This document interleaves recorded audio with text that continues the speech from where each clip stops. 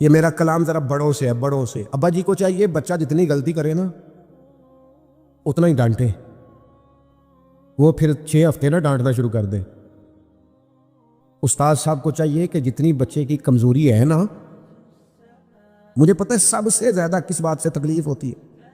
آپ کے بچے نے غلطی کی ہے، آپ اپنے بچے کو ڈانٹ لیں، سمجھا لیں، آپ کسی اور کے سامنے اس کی تذلیل کبھی نہ کریں، یہ زیادتی والی بات ہے۔ آپ اسے رسوا نہ کریں، بتائیں کسی ایسے شخص کو جس سے آپ کو امید ہے کہ آپ کو مشورہ دے گا یا اسے سمجھائے گا، لیکن گلی گلی کھڑے ہو کے اپنے آپ کو مظلوم ثابت کرنے کے لیے اس کی توہین نہ کریں، یہ انداز درست نہیں ہے۔ اس سے بچوں کی انسلٹ ہوتی ہے، وہ کمزور پڑ جاتے ہیں۔ ہر جگہ رونا رونا میرے بچے اچھے نہیں، میں بڑا پریشان، کیا بات کر رہے ہیں آپ؟ یہ بچہ تو آپ کی کمائی ہے، اساس ہے، حسن ہے، نسل ہے، اصل ہے، اور اس قدر زیادہ تکلیف دینا، جگہ جگہ شکایتیں، جگہ جگہ باتیں۔ ہمارے بچے ہمارے ہیں نا، تو ان کی عزت کس کی ہے؟ کیوں ہم گلی گلی اپنے بچوں کی رسوائی کرتے ہیں؟ کیوں کمزوریاں؟ اور جن کو ہم خیر خواہ سمجھ کے بتا رہے ہوتے ہیں نا، وہ آگے جا کے مزے لے لے کے بتاتے ہیں۔ اور نقصان کس کا ہوا؟ ہمارا، ہمارے قبیلے کا، ہمارے گھر کا۔ یہ دیکھیے ذرا، حضرت عمر رضی اللہ تعالیٰ عنہ مزاج کے لحاظ سے سخت ہیں۔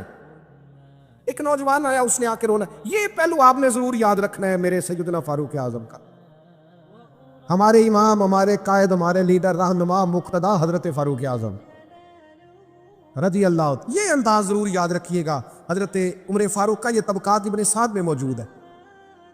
نوجوان آیا اور آ کے رو ہی پڑا۔ حضرت عمر نے اس کو روتے دیکھا تو فرمایا، بیٹا کیا ہوا؟ کہنے لگے، حضور فلاں علاقے کے فلاں گورنر صاحب کا مسئلہ ہے، حضور مجھ سے غلطی ہو گئی تھی، میں شراب پی بیٹھا تھا، انہوں نے مجھے درے بھی مارے ہیں، پھر انہوں نے لوگوں سے کہا اس کے ساتھ میل ملاپ چھوڑ دو، کوئی اس سے بات نہ کرے، حضور مجھ سے غلطی ہو گئی، میں مانتا ہوں، پر اتنی اذیت، اتنی تکلیف، جب مجھے سزا مل گئی، کوڑے لگ گئے، تو پھر یہ الگ سے جو سزائیں مجھے دی گئیں، یہ میں حضرت عمر کی بات کر رہا ہوں۔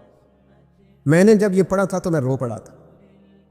حضرت فاروق اعظم نے اس نوجوان کی بات سنی، سنو میں کیا کہہ رہا ہوں، اس گناہگار کی بات سنی، اس گناہگار کی بات سنی تو حضرت عمر رو پڑے اور فرمایا بلاؤ نا ان گورنر صاحب کو۔ وہ بھی بڑے سمجھدار، باوقار، بڑے آدمی تھے، بلایا اور بلا کے فرمایا آپ کا اس جرم پر غصہ بالکل ٹھیک، لیکن آپ کو کس نے اجازت دی کہ آپ اسے اتنی تکلیف دیں؟ آپ نے کوڑے مار لیے جو سزا بنتی تھی، اور پھر آپ نے کیوں کر کے لوگوں سے کہا اس سے ملنا جلنا چھوڑ دیں؟ فرمایا اب میں آپ کو حکمن کہتا ہوں، اگر آج کے بعد آپ نے کوئی ایسا کام کیا تو میں آپ کو سزا دوں گا۔ فرمانے لگے آپ نے کہا تھا نا لوگ ان سے ملے جلے نہ، فرمایا اب آپ ہی لوگوں سے کہیں ان سے ملاقات شروع کریں۔ جب انہوں نے توبہ کر لی، اپنا گناہ مان لیا، جب اقرار کر لیا، معافی مانگ لی، اب سزا کا کیا معنی ہوا؟ اب تکلیف کا کیا معنی ہوا؟ سیدنا فاروق اعظم رضی اللہ تعالیٰ عنہ فرمانے لگے اگر یہ سچی توبہ کر لے تو پھر تو ان کی گواہی بھی قبول کی جائے۔ لوگ تبصرے کر رہے ہوتے، تکالیف دے رہے ہوتے، آزمائشوں میں ڈال رہے ہوتے، طرح طرح کی باتیں سنا رہے ہوتے، خدا را یہ نہ کرے، پیار کرے، محبت کرے، کسی کا دکھ بانٹے۔ کئی دفعہ نا ہمارے کہہ دینے سے کسی کا مسئلہ حل ہو جاتا ہے، 2 جملے بول دینے سے کسی کا مسئلہ، لیکن ہم نے بھی ایک پکا جملہ پکڑا ہوا ہے کہ سانو کی لگے، میرا کی فائدہ، میں کیوں کراں؟ او بھائی میرے ابا جی کہا کرتے تھے کبھی کبھی نا پڑوسیوں کے گھر کی آگ اس لیے بھی بجھا دینی چاہیے کہ وہاں نہ بجھی تو کہیں ہمارے گھر بھی نہ آ جائے، اس نیت سے کسی کا مسئلہ حل کر دو۔ لیکن لوگ یہ بھی کرنے کو تیار، مفاد پرستی بڑی عام ہو گئی ہے، خود غرضی بڑی عام ہو گئی۔ ہمارے ہاں لوگوں کو سکھا دیا گیا ہے کہ اپنا نفع پورا کرو جیسے بھی ہوتا ہے۔ اچھی طرح سمجھ لینا، کسی کے بچوں کا حق چھین کے اپنے گھر میں لاؤ گے تو کبھی روشنی نہیں ہوگی، کسی کا گھر لوٹ کے اپنے گھر لاؤ گے تو پیسے تو آ جائیں گے، ہو سکتا ہے مہنگی مہنگی چیزیں بھی آ جائیں پر سکون نہیں آئے گا، اطمینان نہیں آئے گا۔ یہ کیسے ہو سکتا ہے کوئی تیری وجہ سے روئے اور تو ہنسے؟ یہ ممکن نہیں ہوتا۔ وَمَا أَصَابَكُم مِّن مُّصِيبَةٍ فَبِمَا كَسَبَتْ أَيْدِيكُمْ، اللہ فرماتا ہے تمہیں جو مصیبتیں پہنچتی ہیں تمہارے ہاتھوں کی कसम की वजह से पहुंचती है। वह याफू अन कसीर, बहुत सारी बातें तो अल्लाह माफ कर देता है। मेरे अजीज, थोड़ा सा ना देखें कि हम किसी की तकलीफ में कितनी आसानी कर सकते हैं, उसकी परेशानी को कितना दूर कर सकते हैं। हमारे किरदार अदा करने से किसी को क्या फायदा हो सकता है। जो दुखों में घिरे हुए लोग आए ना, उन पर तवज्जो करो। जो आजमाइशों में डूबे हुए लोग आए, उन पर तवज्जो करो। हमारे रिश्तेदारों में, हमारे दोस्तों में, हमारे मोहल्लेदारों में, हमारे जानने वालों में बहुत सारे लोग ऐसे होते हैं जिन पर आजमाइशें आती हैं, वो तड़प तड़प के उनका मुकाबला करते हैं, लेकिन हम आगे बढ़ने के काबिल होते हैं, बाजू थाम सकते हैं, तसल्ली दे सकते हैं, हम तवज्जो नहीं करते। हजरत अब्दुल्लाह इब्न अब्बास रज़ी अल्लाह ताला अन्हु मस्जिद नबवी में इतिकाफ बैठे थे। इमाम बहकी रवायत लाए, आपने देखा एक साहब ना मस्जिद नबवी शरीफ में तशरीफ लाए और एक कोने में बैठ के ना तो बड़ी परेशानी से उन्होंने गर्दन झुका ली। तो हज़रत अब्दुल्लाह इब्न अब्बास उनके करीब गए और जाके कहा, मियाँ क्या बात है, क्यों परेशान हो? तो उस बेचारे की आंखों में आंसू आ गए, रो के कहने लगे, मकरूज हूं, एक वादा कर लिया था कि आज पैसे लौटाऊंगा, आज मेरे पास रकम नहीं बनी। अब वो साहब आएंगे और फिर मुझे सख्त जुमलों से नवाजेंगे। तकलीफ में वो मकरूज बेचारा कैदी होता है। फौरन हजरत अब्दुल्लाह इब्न अब्बास हुजूर अलैहिस्सलाम के चचा के साहिबजादे मेरे करीम महबूब के अजीम से आबी हजरत अब्दुल्लाह इब्न अब्बास फरमाने लगे, मैं अगर चलूं तो तेरा मसला हल होता है? मैं कहा, हुजूर कमाल हो जाएगी। तो एक मिनट नहीं लगाया, हजरत अब्दुल्लाह इब्न अब्बास मस्जिद से निकले, जूते पहन लिए, जल्दी से वो साइल बोले, कहने लगे, हुजूर रुकिएगा रुकिएगा, शायद आपको याद नहीं रहा, आप इतिकाफ में थे, शायद आप भूल गए, आप इतिकाफ बैठे हुए। तो अब हजरत अब्दुल्लाह इब्न अब्बास की आंखों में आंसू आए, फरमाने लगे, मैं भूला नहीं, मुझे याद है, मुझे इतिकाफ याद है। और फिर हुजूर की कब्र नूर की तरफ इशारा करके कहने लगे, अभी ज़्यादा देर नहीं हुई कि मैंने इस मज़ार में आराम फरमा महबूब से खुद सुना है कि जो किसी भाई की मुश्किल में उसके लिए आसानी कर देगा, अल्लाह 10 एतिकाफ करने से ज़्यादा सवाब अता करेगा। तो एक का सवाब लूँ कि 10 का लूँ?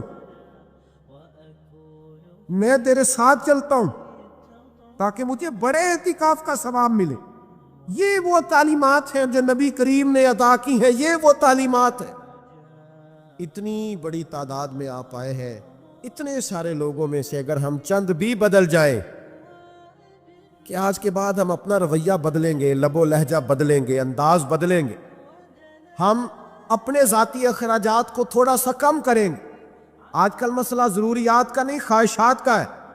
खाना तो सब क्या चलता है, लेकिन मसला ये है कि अच्छा खाना पका हुआ भी हो तो रात को फास्ट फूड खाना है, कपड़े बेहतरीन है, फटे नहीं, कुछ भी नहीं, लेकिन ये कि डिज़ाइन बदल गया है, लेकिन ये कि मैं पहले भी पहन के फलां जगह पे गया था, लेकिन ये कि वो क्या कहेगा कि इसके पास एक ही जूते हैं। सारी जिंदगी बंदे राजी करने पे लगा दी और वो फिर राजी नहीं हुए।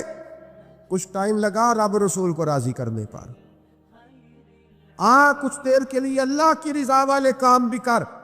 तू थक गया है बंदों को मुतमईन करते करते, कुछ नहीं बना।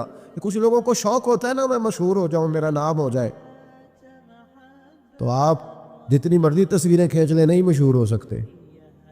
ये तभी होगा जब करीम चाहेगा। इन्नल्लज़ीना आमनू व अमिलुस्सालिहाति सयजअलु लहुमुर रहमान वुद्दा। रब कहता है जो ईमान लाने के बाद नेक अमल करेंगे, मैं लोगों के दिलों में मोहब्बत पैदा कर दूंगा। ये कोई वजह होती है, ये कोई हिकमत होती, ये कुछ सबब होता है। अल्लाह ताला हमें माफ करे और हमारे हाल पे रहम करे, हम उसके बड़े आजिज बंदे हैं। लेकिन लोगों से ना इज्जतें चाहे, ऐसे काम ना करें। आजकल आप यकीन करें, बाज वज़ादार लोग भी सोशल मीडिया पे वो हरकतें करते हैं मशहूर होने के लिए, जो चेहरा देख के लगता है कि यार तुझे तो ये ज़ेबा नहीं था, تجھے تو یہ نہیں کرنا چاہیے تھا. خدا مجھے ایسی خدائی نہ دے کہ اپنے سوا کچھ دکھائی نہ دے. اپنے آپ کو بدلنا، اپنے اندر تبدیلی، ایسا ہونا چاہیے. مومن کی شان ہونی چاہیے کہ وہ کبھی کسی دکھی کو دیکھے تو اسے دکھ ہو، کسی آزمائش والے کو دیکھے تو اسے پریشانی ہو. مومن کا دل نرم ہونا چاہیے. وہ کسی شخص کی طرف دیکھے تو اسے احساس پیدا ہو. یہ کیا بات ہوئی کہ وہ جناب ساری آزمائشیں دیکھتا رہے، دکھ دیکھتا رہے اور اپنی موج میں بھی لگا رہے. تھوڑا سا دیکھیں قبیلہ مدر کے کچھ لوگ نا، یہ نسائی شریف میں حدیث موجود ہے، قبیلہ مدر کے کچھ لوگ حضور کی بارگاہ میں آئے تھے. ان کے بدن پہ کپڑے بھی زیادہ نہیں تھے، پیروں میں جوتے بھی نہیں تھے، اور بھوک سے بھی ان کی بڑی بری حالت تھی. تو صحابہ فرماتے ہیں ان کے چہرے دیکھ کر نبی کریم پریشان ہو. ان دکھیوں کو دیکھ کر، میں آپ کو ذمہ داری سے کہتا ہوں، ہم دکھیوں کو دیکھ کر دکھی نہیں ہوتے. ہم تھوڑی دیر تبصرہ کرتے ہیں، ہم کہتے ہیں یہ میری مان لیتا تو ٹھیک رہتا.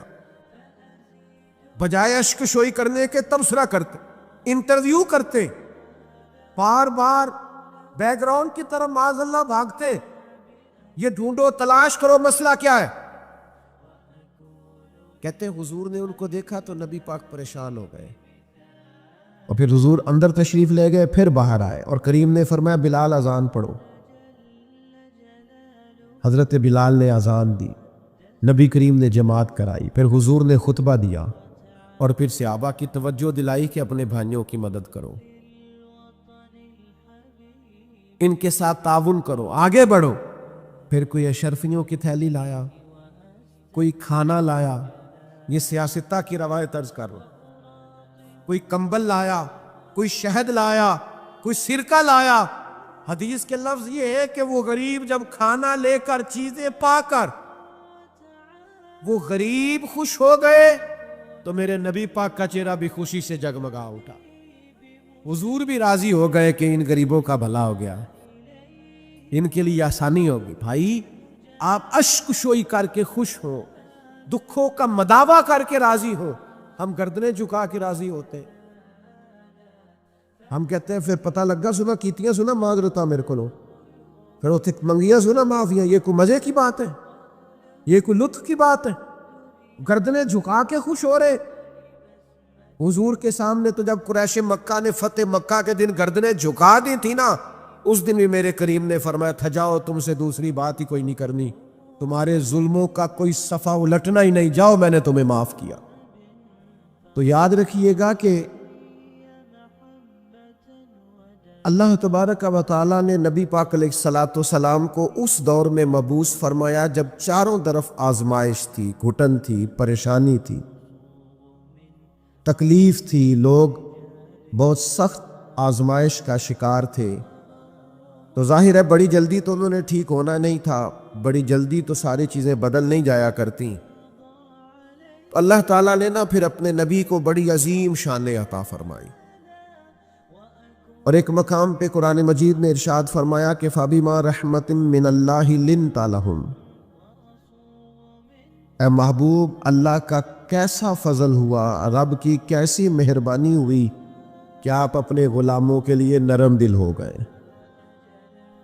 وَلَوْ كُنْتَ فَظًّا غَلِيظَ الْقَلْبِ، اگر آپ تند مزاج ہوتے، سخت دل ہوتے، اگر تند مزاج اور سخت دل ہوتے، لَانْفَضُّوا مِنْ حَوْلِكَ،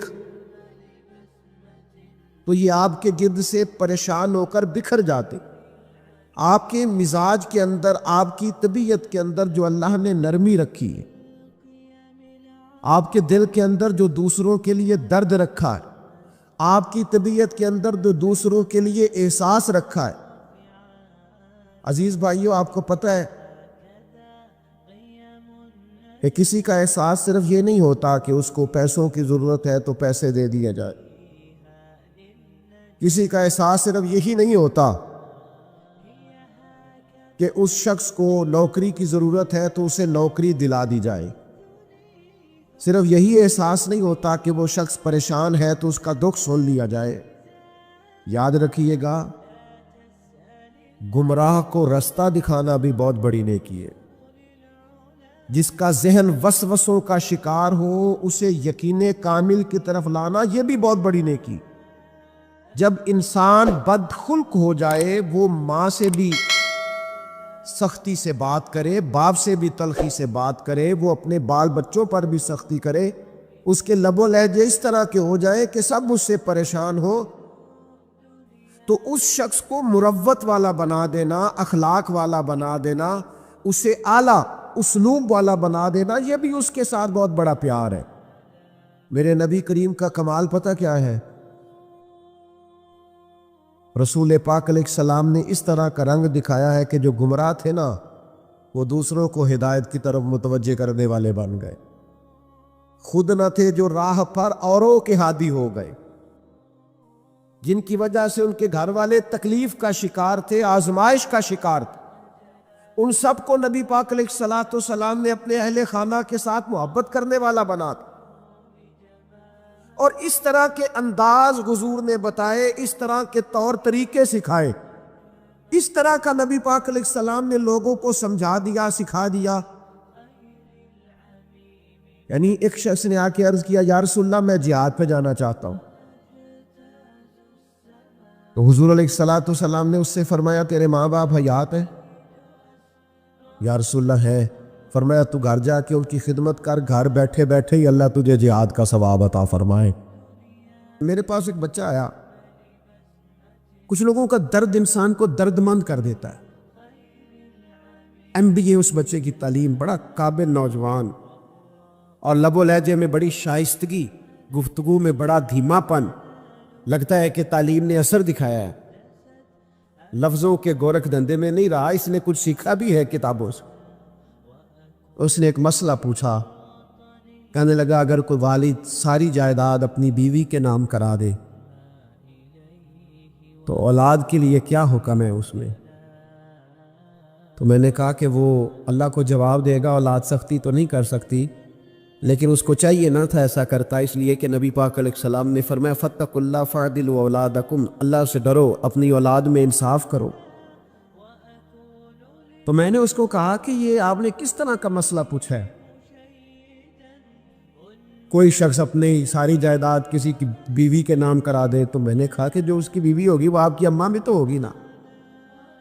شائستہ نوجوان تھا، اچھا تھا، وہ میری بات کا غصہ کر گیا، کہنے لگا آپ سے تو امید نہیں تھی کہ آپ پوچھیں گے، آپ نے بھی پوچھ لیا۔ تو مجھے احساس ہوا کہ یار نہیں پوچھنا چاہیے تھا۔ میں نے کہا یار آپ تو بڑے ناراض ہو گئے، میں اگر آپ کو ایسی بات ہے تو معذرت کرتا ہوں۔ تو وہ شخص رونے لگ گیا، اور جب اس نے بات سنائی تو اس بیچارے کا وجود کہاں پر آتا، کہنے لگا ابا نے پچھلی عمر میں شادی کر لی ہے۔ تو میں نے کہا اس کو اللہ رسول اجازت دیتے ہیں؟ تو آپ کہنے لگا جی وہ تو بات ٹھیک ہے، پر کچھ ایسی باتیں سامنے آئی ہیں کہ جو سامنے نہیں آنی چاہیے تھی۔ حضرت جی میں جوان ہوں، میں 10-12 لوگوں میں اٹھتا بیٹھتا ہوں، میرے والد کی بات کھلی ہے، اور پتہ نہیں کیا معاملہ تھا، پہلے بڑا کچھ نام کرا کہ اس نے نکاح کیا ہے، پر اب میں کدھر جاؤں؟ میرا گلی میں کھڑا ہونا مشکل ہو گیا۔ مجھے کوئی کہتا تو کچھ بھی نہیں، لیکن جب لوگ دیکھتے ہیں نا میری طرف، جب لوگ میری طرف، تو مجھے احساس ہوتا ہے کہ ان کی نظروں میں سوال ہیں، مجھے لگتا ہے کہ ان کی ذہنوں میں بہت ساری باتیں چھپی ہوئی ہیں۔ کچھ نکاح ہوتا تو بات اور تھی، کچھ ایسی باتیں سامنے آئی ہیں جو آنی، میں نے اسے معذرت بھی کی، اسے تسلی بھی لی، اور جو میرے سے ممکن ہو سکتا تھا میں نے اس کو کہا۔ لیکن اس نوجوان کے جانے کے بعد اس کے رستوں کو بھی میں دیکھتا رہا، تو میں سوچنے لگ گیا یار دنیا میں ہمارا راز کھل جائے تو اتنا مشکل ہو جاتا ہے، تو جب قیامت میں راز کھلے گا؟ دنیا میں دیکھیں نا، ہمارے ہاں لوگ اگر برا جانتے بھی ہیں تو وہ الا ماشاءاللہ معاذ اللہ غیبت کرتے ہیں، سامنے آ کے بات، یہی مزاج ہے نا معاشرے کا کہ لوگ بہت بڑا ظلم کرتے ہیں، اپنی جان پر غیبت کرتے ہیں، سامنے آ کے بات، تو قیامت میں تو ہر چیز سامنے ہوگی، ہر چیز سامنے آ جائے، کھل کے بات سامنے آئی، کس نے کیا کیا، اپنے عہدے کے ساتھ جس جگہ وہ بیٹھا تھا اس منصب کے ساتھ اس نے کتنی وفا کی، یہ بھی پتہ چلے گا۔ کتنا دھوکہ دیا یہ بھی خبر ہوگی. بہت سارے لوگ جعلی ڈگریاں لے کے نہیں بیٹھے ہوئے, لے لیا نا عہدہ, ان کی تنخواہ جائز ہے ان کے لیے. بولے تو یہ راز کھلے گا کہ نہیں کھلے گا قیامت کے؟ حد ہو گئی اس ملک کے اندر کہ یہ 1 درجن بندے کی بات نہیں, یہ 1.5 درجن بندہ نہیں, یہ تو کیا بتائیں. اور ہم دنیا میں اپنا کون سا منہ لوگوں کے سامنے کریں کہ یہ ایک لائن ہے لمبی, ڈگری جعلی, کاغذ کے ٹکڑا لیا تو وہ بھی جعلی. میرے عزیز یاد رکھیں اور ضرور اس پر غور کریں. یہ چیزیں جب قیامت میں کھلیں گی تو مسائل پیدا کریں.